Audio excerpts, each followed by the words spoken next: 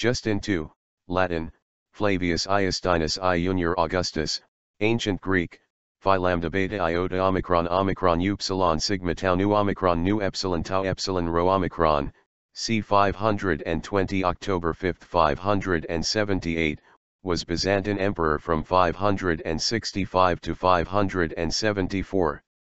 He was the husband of Sophia, nephew of Justinian I and the Empress Theodora, and was therefore a member of the Justinian Dynasty. His reign is marked by war with Persia and the loss of the greater part of Italy. He presented the cross of Justin II to St. Peter's, Rome. He was a son of Vigilantia and Dulcidio, or Dulcissimus, respectively the sister and brother-in-law of Justinian. His siblings included Marcellus and Praejecta. Reign. Accession. Justinian I died on the night of 14 to November 15, 565. Callinicus, the praepositus sacri cubiculi, seems to have been the only witness to his dying moments, and later claimed that Justinian had designated Justin, Vigilantia's son, as his heir in a deathbed decision. The clarification was needed because there was another nephew and candidate for the throne, Justin, son of Germanus. Modern historians suspect Callinicus may have fabricated the last words of Justinian to secure the succession for his political ally. As Robert Browning, a modern historian, not the poet, observed, did Justinian really bring himself in the end to make a choice, or did Callinicus make it for him? Only Callinicus knew. In any case, Callinicus started alerting those most interested in the succession, originally various members of the Byzantine Senate. Then they jointly informed Justin and Vigilantia, offering the throne. Justin accepted after the traditional token show of reluctance, and with his wife Sophia, he was escorted to the great palace of Constantinople. The excubators blocked the palace entrances during the night, and early in the morning, John Scholasticus, Patriarch of Constantinople, crowned the new Augustus. Only then was the death of Justinian and the succession of Justin publicly announced in the Hippodrome of Constantinople. Both the Patriarch and Tiberius, commander of the excubators, had been recently appointed, with Justin having played a part in their respective appointments, in his role as Justinian's curopalates. Their willingness to elevate their patron and ally to the throne was hardly surprising. In the first few days of his reign Justin paid his uncle's debts, administered justice in person, and proclaimed universal religious toleration. Contrary to his uncle, Justin relied completely on the support of the aristocratic party.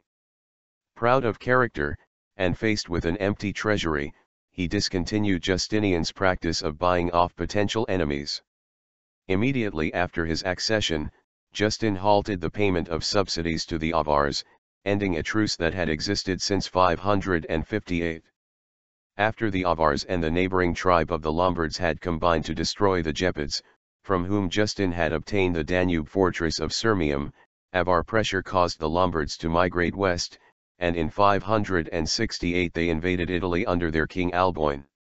They quickly overran the Po Valley, and within a few years they had made themselves masters of nearly the entire country. The Avars themselves crossed the Danube in 573 or 574, when the empire's attention was distracted by troubles on the Persian frontier. They were only placated by the payment of a subsidy of 60,000 silver pieces by Justin's successor Tiberius. The north and east frontiers were the main focus of Justin's attention. In 572 his refusal to pay tribute to the Persians in combination with overtures to the Turks led to a war with the Sassanid Empire.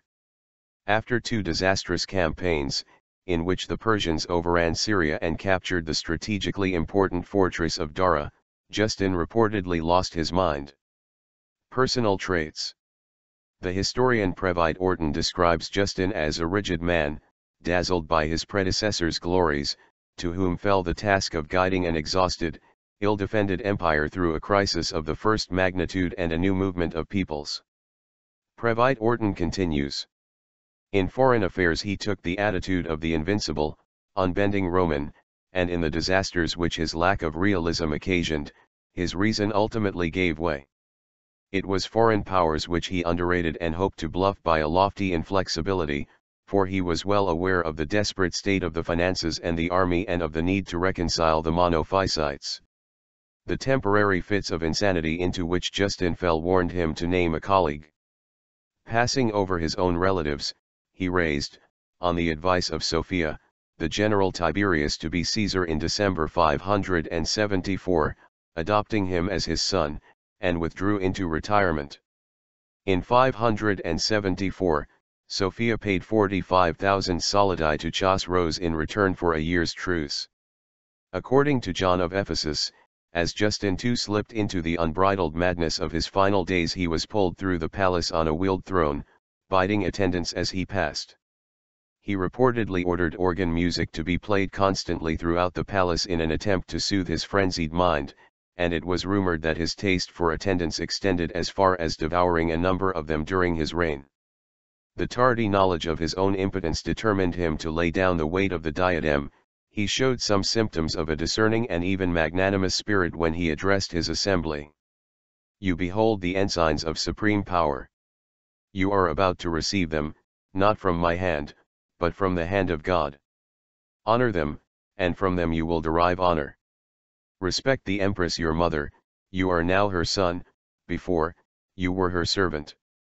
Delight not in blood, abstain from revenge, avoid those actions by which I have incurred the public hatred, and consult the experience, rather than the example, of your predecessor.